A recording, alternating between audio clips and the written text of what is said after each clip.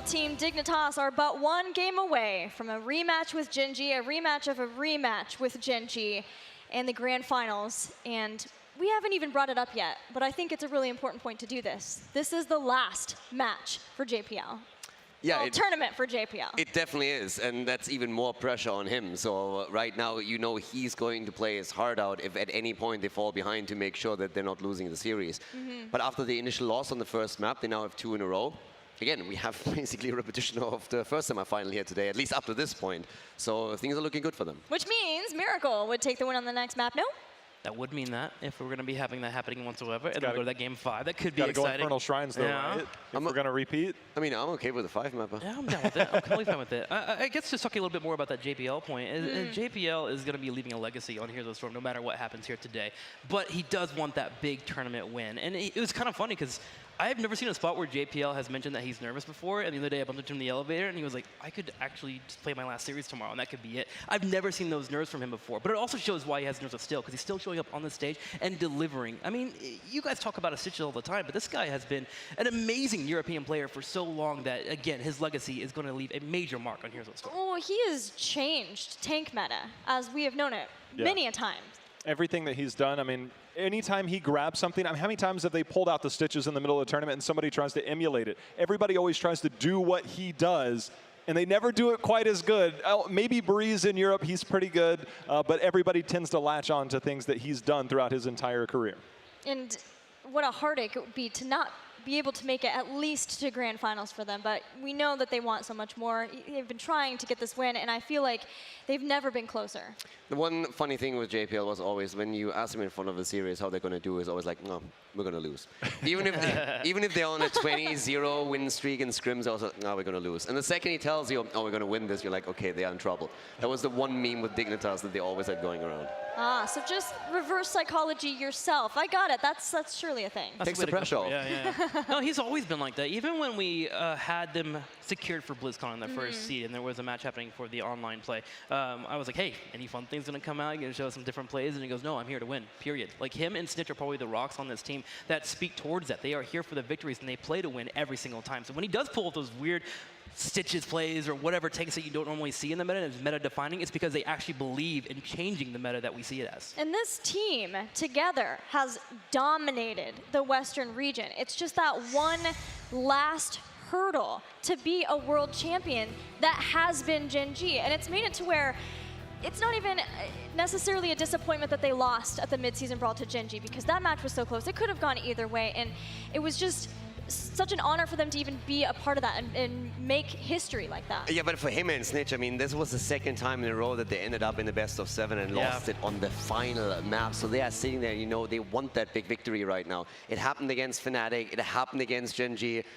Especially for Snitch, I always felt bad. You always saw him sitting there and it's like, again, in the final moment, we're just not able to make that little step between victory and defeat. And that's why here with JPL now, they want to make sure that this is the time when they take the title. But all the expectations are on Team Dignitas. There's nothing expected of Miracle past this point. It's icing on the cake almost. Does that maybe give Miracle the freedom to bring in some of those comfort picks that we've seen from them in the past? Yeah, they mentioned nerves in the interview, but there's a certain point to where you're up here long enough, you get used to it. And for Nacho Gen, he is a world champion, so they still have somebody on that team, the same as Wubby, and that offlaner. The offlaners both have a championship to their name. It's been a while for Nacho Gen, but this is still 2 of the best that we've had over the years. So you still have that element to you, but you have the up-and-comers that when you don't have that weight on you, we've seen similar runs like we saw in Europe with Zealots and leftovers on that team.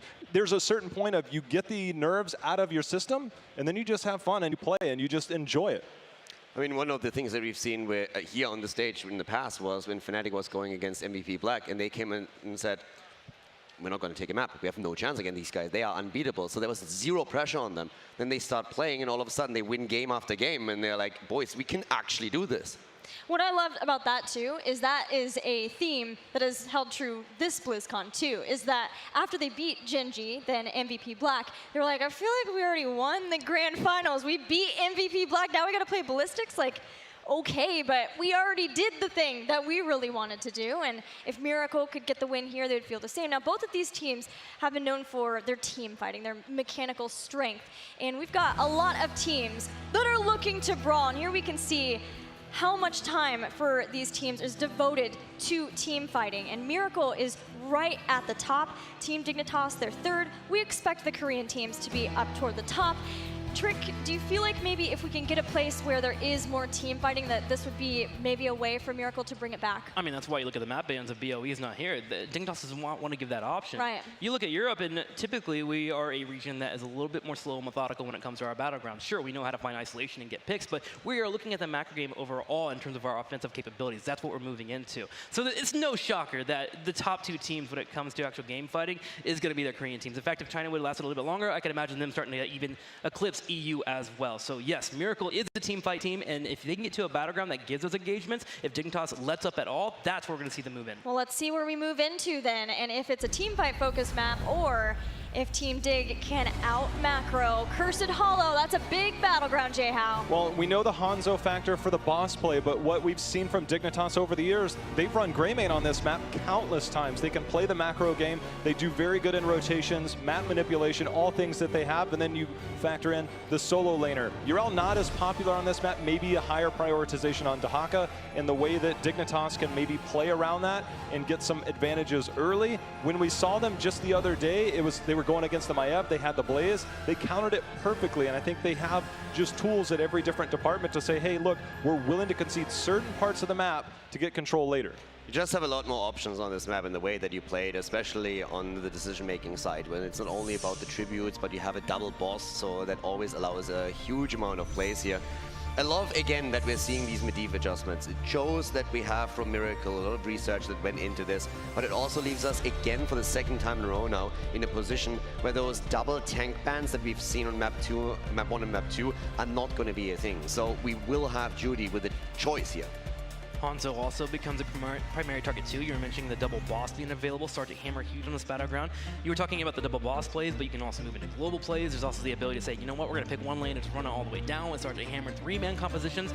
And we also have the ability for Abathur compositions. But not today, Miracle says, they ban them out. Super smart, because on Towers of Doom, Tempest twice let through Abathur versus both Heroes Hearth and Team Dignitas, and both of them ended up 6-capping them. So this is a good, nice adjustment to see the consideration of the macro game for Miracle, who haven't played Cursed Hollow this tournament or even in part 2, so there's not a lot of data for Team Dignitas to know on what Miracle like here. Well, the last time we saw Dignitas on this was when Snitch was on that Zeratul, making some of the best Zeratul plays you'll ever see. So they have that in their back pocket. It might actually warrant a ban in the second ban phase. Genji picked up. Now we're going to see Tyrande, Garrosh, so a very strong tanky front line around those. Tyrande, we know the sustain there. You can maybe get the Groundbreaker, get the taunt onto that Genji, so you have control. But Diablo, without that being let through, your options are more limited in terms of how you can latch on to a hero like Genji. When Tyrande immediately also gives you scouting opportunities, you can double check the boss the entire time, you have interrupt potential against tribute channels, and you have the kill potential with Garrosh and his flip. But we have now the aggressive picks on the side of their opponent. Miracle again with the Anubarak here, and also the global play in their hands with the Hawk on the side lane. I'm wondering how Anubarak is going to be for Judy here. Judy is one of these hit or miss Anubarak player that feels like he is either going to have a lights out game or the lights are going to be dimmed pretty darn quickly for Miracle. Yeah, how much of that Garrosh pick do you feel is a JPL wanting to play Garrosh versus a, if we deny this, we're denying a lot from Judy? It's a combo of both. It's certainly, I mean, we all saw what he did yesterday, man. Hey. Yeah, what we saw yesterday was ridiculous from Judy. You need to keep that away from him if you can, and Dignitas responds appropriately. On a ban. There's a lot of setup with the sleep dart, then you've got the isolation, the drag, the Anub, stun lock, Genji coming in. A whole lot flying at the faces of Team Dignitas. It's one of the setups that we've seen from Miracle against Gen G, and so Banana, you're just taking her out, make sure that those combos are not going to become an issue.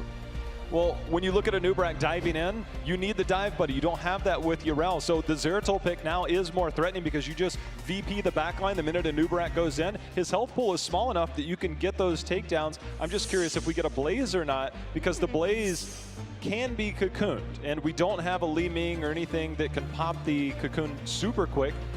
But the Hanzo finally picked up to pair with the Rainer. Mobility tankiness on the backline when it comes to Raynor, but everybody else is susceptible to dive. There have been multiple games now where I've been sure Snitch is playing Zeratul. That's what he wants you to think. Wubby can play Zeratul. I just don't think this is the place. No, I know. It's just it's very curious to me. Malfurion and Jaina are the final 2 picks for Miracle. Let's see what Dig wants to get. Maybe Jaina banned twice in a row now. I could have actually totally seen them go for a double reset setup here and trying to get Li Ming on their end as well, which they didn't really end up doing, but they have the lockdown with the roots that they can use. Blaze doesn't come too much as a shock considering what we still have on the board here. Could have thought about Urel maybe, but Blaze for Wibu is going to be great in the setup. You just can't ignore the extra protection. Yeah. It's needed. Make sure Hondo is nice and safe. Get them all cozy. Put them in a good spot. Put them in your bunker. And let them fire some flames there. So yeah, Dignitas won out the Blaze there for the 5th pick. Well, Miracle is relying on Dahaka to give them that macro pressure, while at the same time, they have a lot of stun lock and a lot of kill potential. Seems like a combo that is well-rounded for what Miracle likes, but is it enough to take down Team Dignitas? Judy did not look good on Diablo in the last game. Now he plays on a hero that can get blown up a lot quicker even than Diablo, so I feel it hinges really on him. If he somehow can make that Anubarak work without having an extra layer of protection, they have a chance here, but right now I'm looking at this, and with the last game still in my mind, I think Dignitas has a fantastic chance of closing out the series.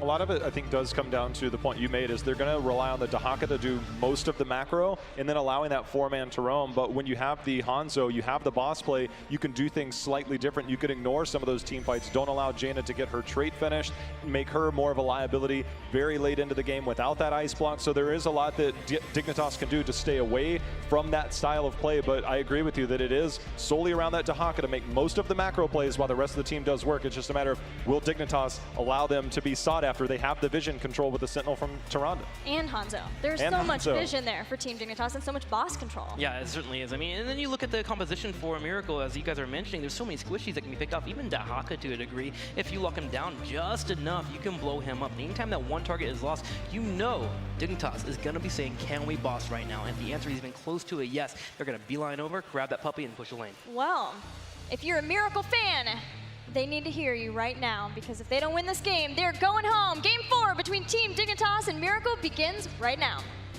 Miracle putting it all on the line here with some aggressive plays. Will Judy's Anubarak be hit or miss today? That is the question, and I need to see the answer. I'm scared for them though. Yeah. First game was fantastic. I came into the day and said, okay, Dignitas has to work for the victory here, but this draft is a risk that Miracle is running now. Yeah, well, I mean, the one thing is that Genji is always a scary hero to play against. There's always a possibility for those assets, and of course to find those couple of picks. So it's definitely a possibility here for Miracle to pull off this win, and they're going to have to, obviously, or they are going home. Exactly. This is the last hurrah for them, and it's going to hinge on Judy, on his performance on the front line, that Anubarak play. Can he find those engages? So here we go. Game number 4. Dignitas hoping to close it out. Here they are on the left. JPL playing a Garrosh, looking for those combos. Wubby nailing the jet propulsions all day. Poik on the Hanzo. Gonna bring out those scatter arrows. Snitch there with a Raynor, actually. And Zelia on Tyrande. Give it up again for Team Dignitas.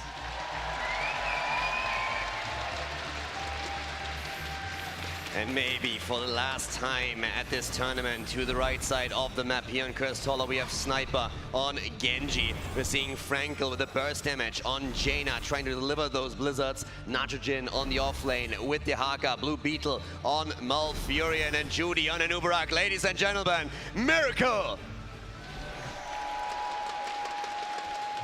Calder, hold on one second. Come on, guys, give it for Miracle. They've had an amazing run. Let's get one more cheer for them. Miracle has been destroying here. Can they tie it up?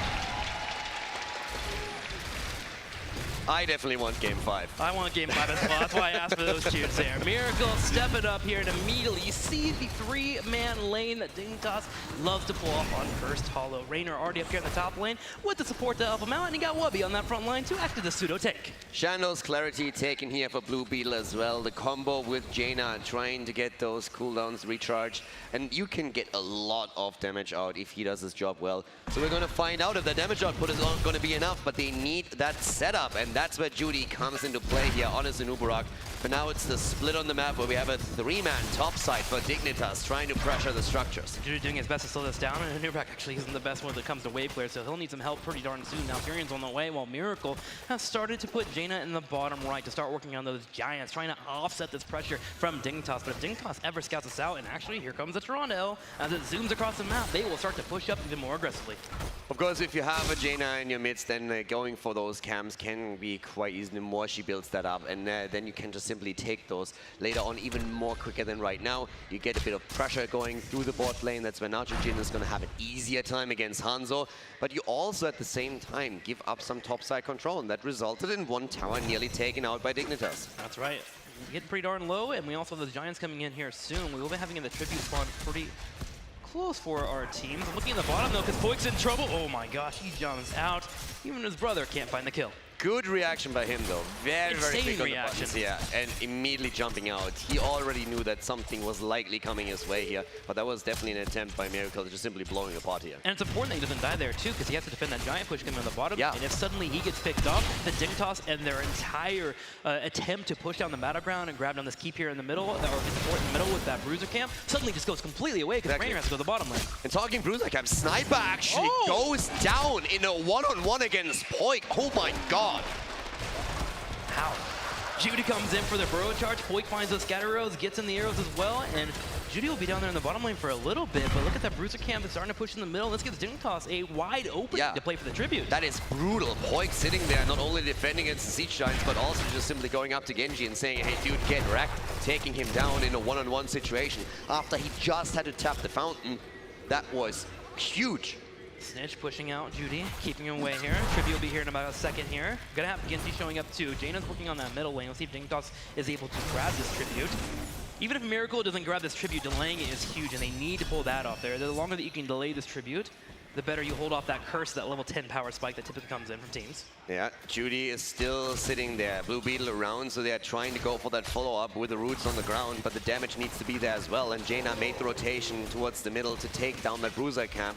Those two were colliding, and that puts a bit of pressure onto Dick, but we already see Snitch pushing it out. I really like this answer back from Miracle. Get that middle lane war happening. Snitch has to come over and clear that out, and him not being there means Miracle can run down the bottom lane. JPL ready for Judy, though, goes in for a quick combo. Sniper starts to get the channel here. JPL is going to step up, doesn't need to. Al comes in. Al comes through and goes for the interrupt. JPL, there's the roots on the ground. No follow-up just yet. Damage came out from Jaina, burning the cooldown here on the Blizzard.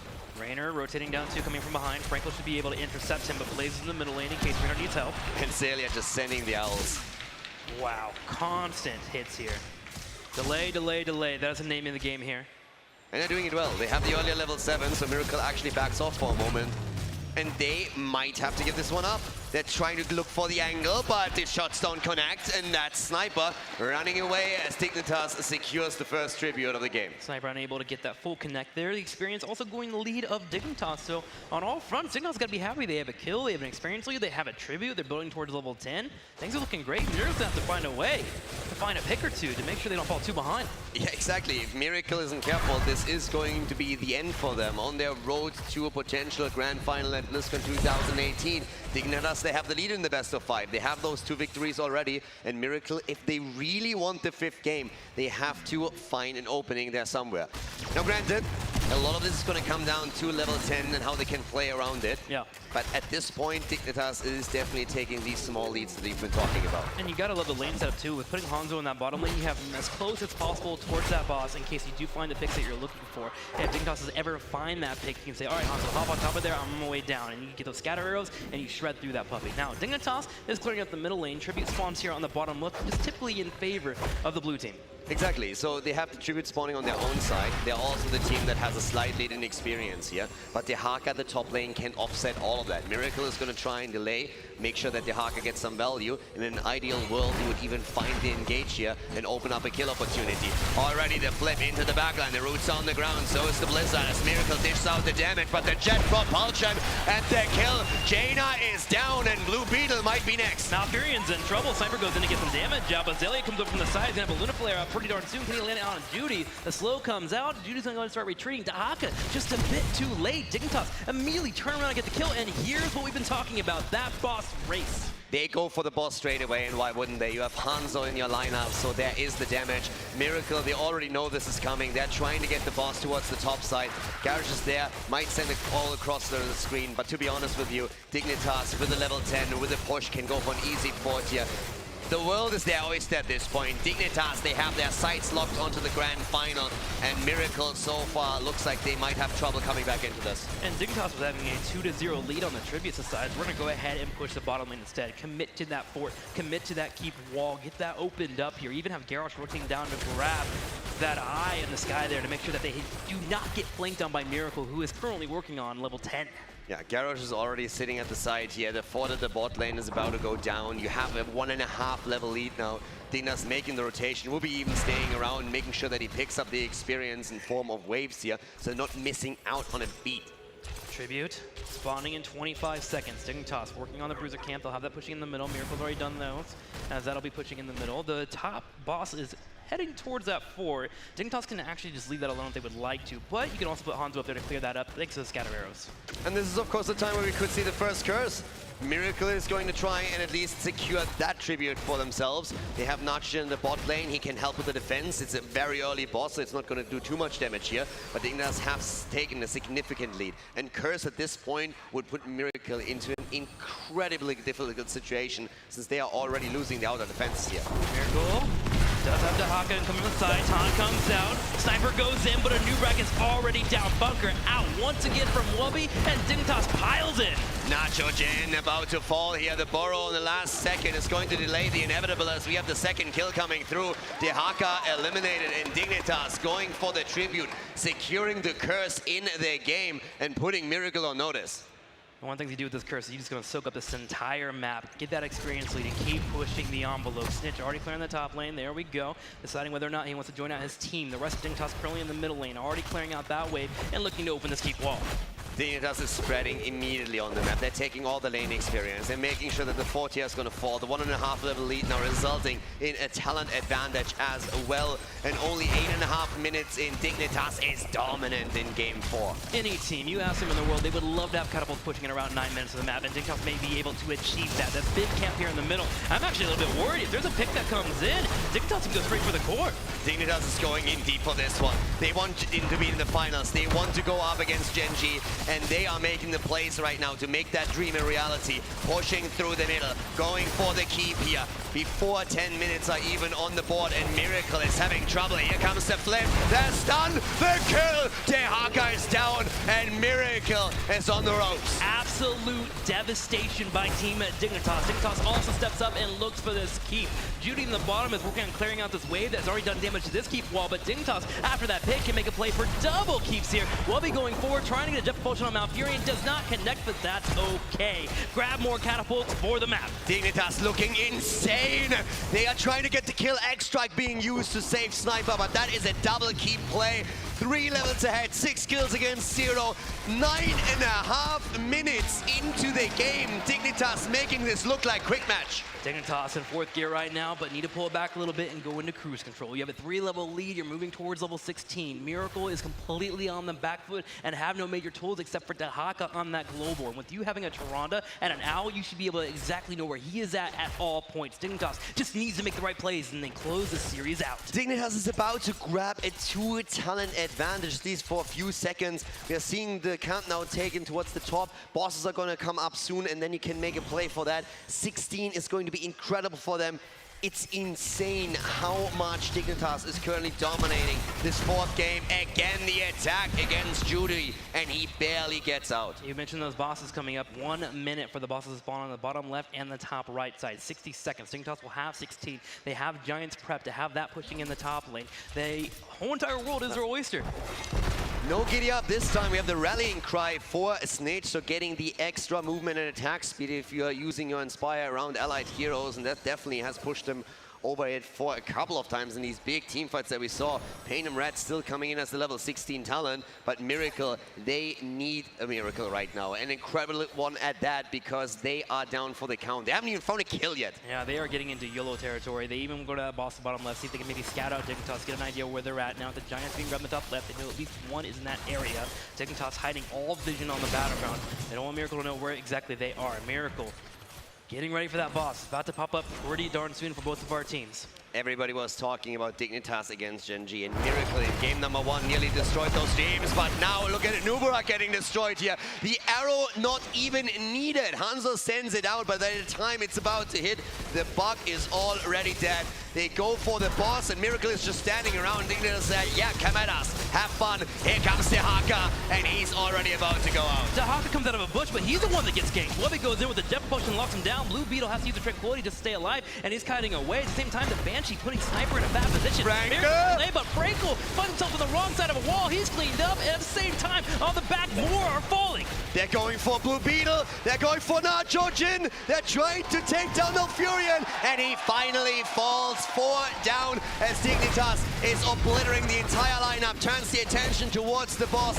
11 kills against 0, 3 levels ahead, 17 against 14. Dignitas is on their way to the grand final. Exactly. Does Dignitas believe they can finish the kill here? They're gonna go ahead and tap, make sure they're all set up and good to go. Snitch already moving over to this tower, gonna try and grab it. Judy trying to slow down time here. Just dropping a cocoon to give time for his teammates to come back. Yeah, they will have the time to come back. The question is, can they even defend here? The keeps are gone, and Dignitas has a 3-level advantage. They have a talent advantage. They have catapults at the bot lane. The boss is moving in. Miracle trying to set up that defense. Arrow missing, but does it even matter? Doesn't even matter here. Can they defend? Immediately Stitch moves in. Boyd on the back left here trying to kite away. You have Sniper trying to chase on the backside. Has to use the X-Pac to escape. Whoopi is about to fall here, but they kill Genji instead. He's down. Najushin is about to fall here. He's moving into the boss stun. Barely gets out. And Nubarak trying to re-engage and turn it, but he dies next. Frankel can't even get to a spot to drop any damage here. Another one falls. Najushin gets picked up. It's going to be a total of 3 picked up. Blue Beetle and Frankel, the only ones left here for Miracle. 2 down, and they're going for it. Team Dignitas take down the core on Curse Solo and advances to the grand final of BlizzCon 2018 to face Gen G.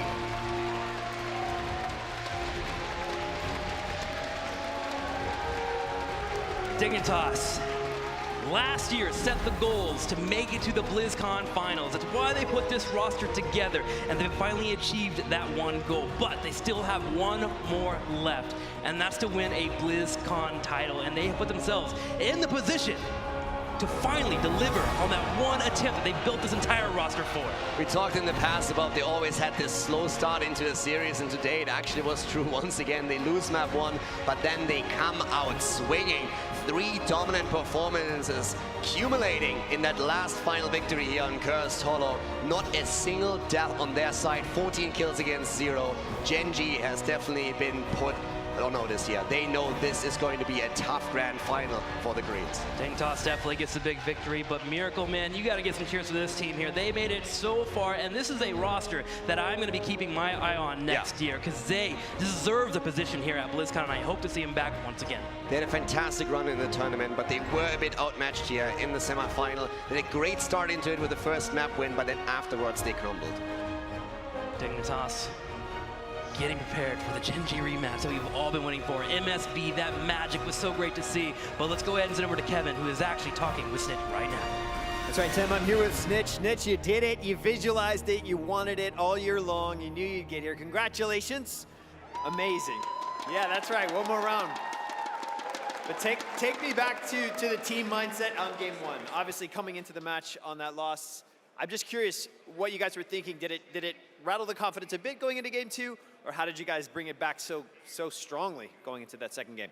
I think it was actually the complete opposite for us. I think game 1 gave us a lot of confidence. We felt in complete control the whole game, and it felt like it was our mistakes that threw it. So in that sort of scenario, we felt like we were the better team straight away coming into the series after that match. And we knew, like, if we just play clean the rest of these games, we'll take them all very easily. Awesome. And Snitch, your team always shows incredible moments of team synergy. Some very strong examples being the bunker plays on Tomb. There was a moment there when you guys bunkered and counter hit so fast, it was unbelievable. I want to know, are those things you guys are shot calling and planning? Or are they happening naturally as a team, like instinctively? Like, how does that work?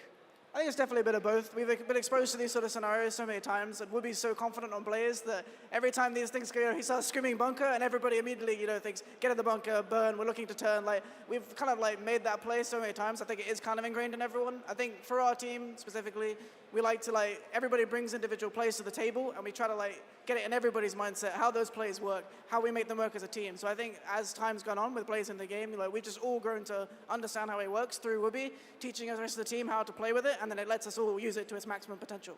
Well, it's a beautiful thing to watch. It's really, really amazing. I know I'm going to let you go. You got to get ready for this grand final match. But like I said, gods of the East versus gods of the West. It's happening. The dream's coming true. You got Gen G. I want to know what you have to say to your fans, your families, anything at all. The floor is yours.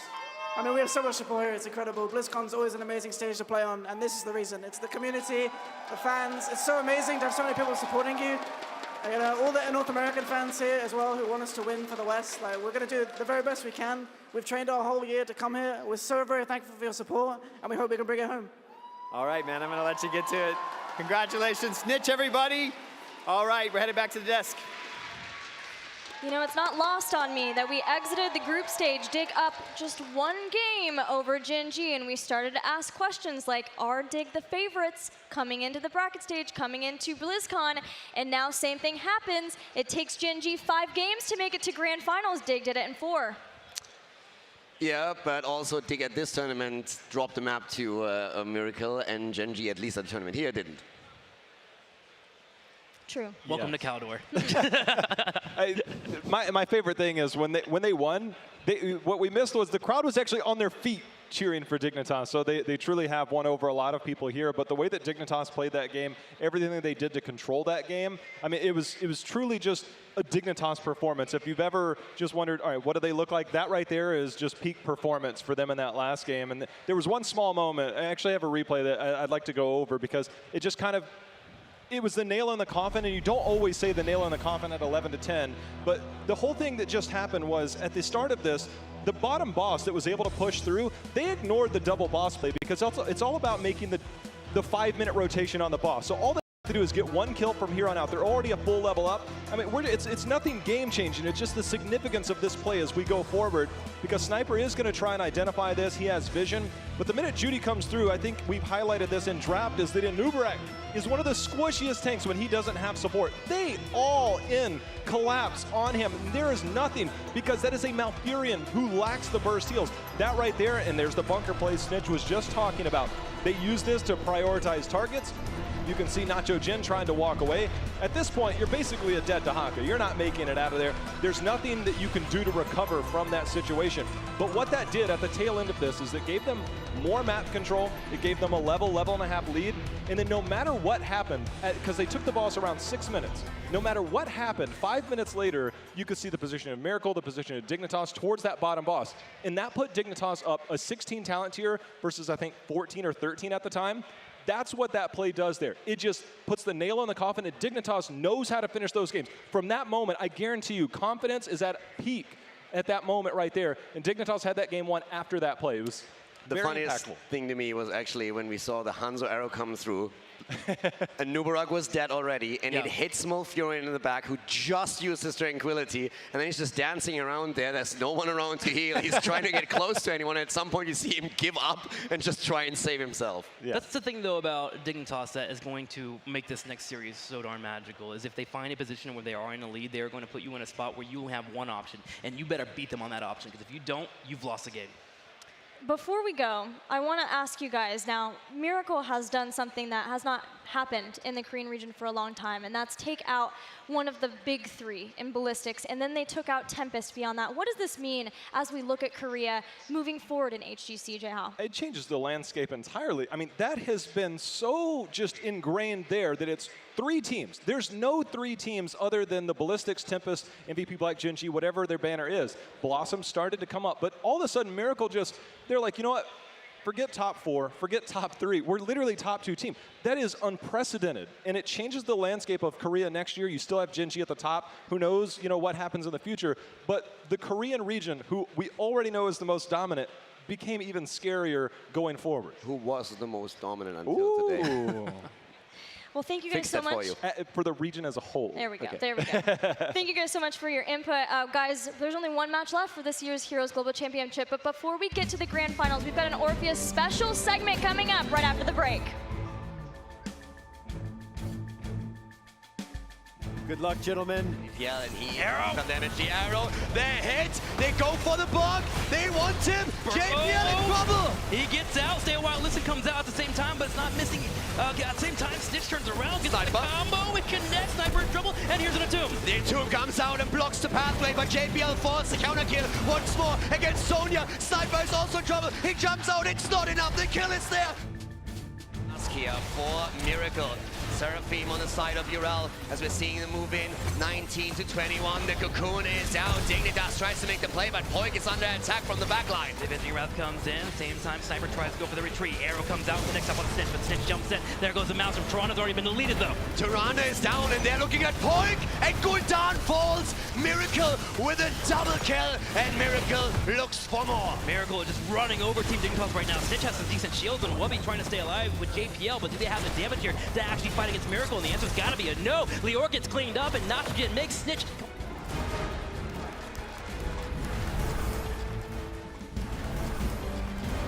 I don't see them recovering. Doesn't have to fight here. Remember, there are 3 turns here for Dignitas. Dignitas steps up. The control point being used here on the top side. Urel on the back line. This is the chance. 13 isn't there yet. This is the best fight you're going to get, Miracle. Sanctification is on the ground. They're looking for the kill. The bunker is there. Oh! The X strike to the face. Snitch with the triple kill. Over and drops down the water elemental. He's trying to force the engage. Blue Beetle steps up. Stay a while. Listen. He'll hit Snitch, but the bunker comes out. Dignitas turns around. Jet propulsion. There goes one. Sanctification, and there's a second. Double kill against Chain on Deckard Kane, and they go for the triple as Leoric falls. Miracle. It's about to hit. The bug is already dead. They go for the boss, and Miracle is just standing around. Dignitas said, yeah, come at us. Have fun. Here comes the Haka, and he's already about to go out. The Haka comes out of a bush, but he's the one that gets ganked. Wubby goes in with the Jet Potion, locks him down. Blue Beetle has to use the Tranquility to stay alive, and he's kiting away. At the same time, the Banshee putting Sniper in a bad position. But Frankel finds himself on the wrong side of a wall. He's cleaned up, and at the same time, on the back, more are falling. They're going for Blue Beetle. They're going for Nacho Jin. They're trying to take down Malfurion.